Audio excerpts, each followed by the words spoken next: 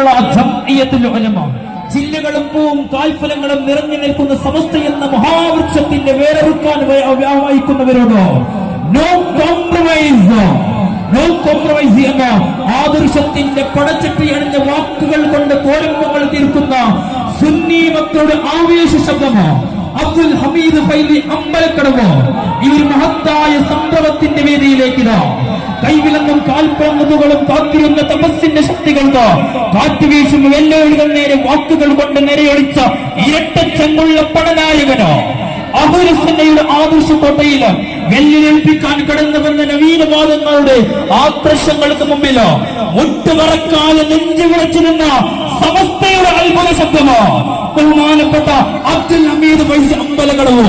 കണ്ണുള്ളവർ കാണുക, കണ്ണുള്ളവർ കാണുക, കാതുള്ളവർ കേൾക്കുക.